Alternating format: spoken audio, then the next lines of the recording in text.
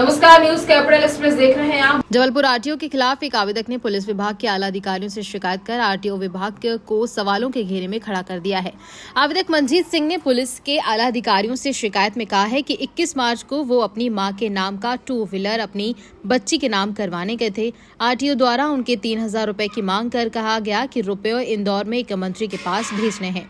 आवेदक ने जब रुपए देने में असमर्थता दिखाई तो आरटीओ ने उनके साथ मारपीट कर दी और आवेदक द्वारा आरटीओ पर गंभीर आरोप लगाने के बाद आवेदक ने पुलिस प्रशासन से निष्पक्ष जांच की मांग की है। पुलिस ने आवेदक की शिकायत पर जांच कर उचित कार्रवाई का आश्वासन दिया। वहीं बता दें कि 13 अप्रैल को आरटीओ ने मंजीत सिंह के खिलाफ माड़ोताल में रिपोर्ट दर्ज कराई थी। रिपोर्ट में कहा गया कि मंजीत ने शासकीय कार्य के समय उनके साथ मारपीट की और शासकीय कार्य में बाधा उत्पन्न की।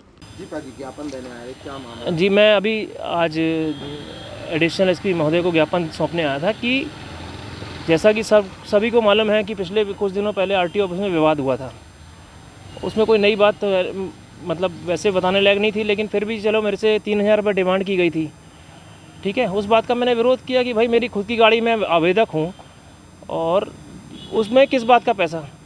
2-3 दिन बाद फिर मिलने को कहा गया। 2-3 दिन बाद मिला तो मैं अकेले मेरे से बोलने लगे, बोले यार अभी कोई पैसा कम नहीं हो पाएगा, अभी आचार संहिता लगी, ऊपर से बहुत दबाव है। और बड़े नेता का नाम लिया इंदौर के, बोले कि वहाँ पैसा भेजना बहुत ज़रूरी है, इस समय बहुत दबाव है, मैं इस समय पैसा कम नहीं कर पाऊँगा, अभी इस समय कोई भी काम कराने मेरे पास ना आए पैसा, अभी पैसा पूरा लगेगा। मैं भी सुन के नाम हो चक्कर रह गया कि एकदम से इन्होंने इस टाइप की कैसी बात करी। उसके बाद 2 दिन बाद इनके पास मैं फिर से कम कराने गया तो थोड़ा सा इनके साथ में 2 लोग थे, उनसे विवाद, मतलब वो शराब वराब टाइप की पिए हुए थे, उन लोग विवाद करने लग गए। उस बात की शिकायत करने में माड़ोताल पुलिस चौकी पहुंचा, ये भी पहुंचे 150 एजेंटों के साथ। कौन मांग रहा था पैसा? ये आरटीओ साहब ने मेरे को भेजा था, सुनील तिवारी बाबू हैं जो रिटायर्ड बाबू हैं, उनके पास भेजा था। और वहाँ जाके मैं जब उनसे बात हुई तो पता लगा 3000 रुपये की डिमांड की गई है। और ये बात मेरे द्वारा लगातार कही जा रही है और इस बात की शिकायत जो है 3000 रुपये मांग, आचार संहिता और इंदौर में पैसा भेजने की बात, ये मेरे द्वारा पूरी शिकायत चुनाव से पहले, जबलपुर में लोकसभा चुनाव से पहले जिला निर्वाचन अधिकारी चुनाव आयोग को मेरे पास रिसीविंग भी है, उसकी शिकायत सौंपी गई कि ये ऐसा ऐसा करके मेरे से पैसा मांगा जा रहा है। मेरे से नहीं, टोटल ये स्टेप का चल रहा है इंदौर में पैसा भेजने के नाम से।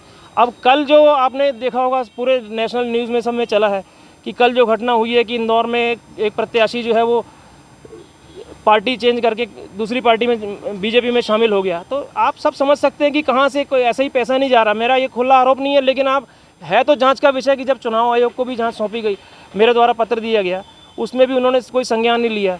फिर कल की ये घटना इस बात की पुष्टि भी करती है कि मामले में कुछ ना कुछ संदेह तो पैदा होता है कि ये पैसा कौन सा है, कहाँ जाना था, इसकी जांच की जानी चाहिए थी, वो हुई नहीं। उसके फंसाया गया है, मेरे को झूठा प्रकरण मेरे ऊपर दर्ज करा दिया गया उल्टा मेरे को। उसके बाद मेरी ये बात की मांग है, 3 मांगे हैं मेरे पास कि एक सुनील तिवारी कौन है जो रिटायर होने के बाद साहब के पैसे लेता है।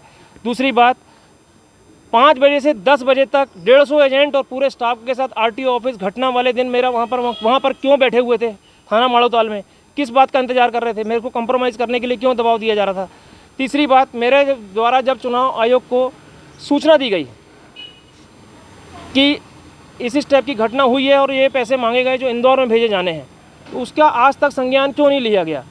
ये 3 मांगों के साथ मैंने आज यहाँ पर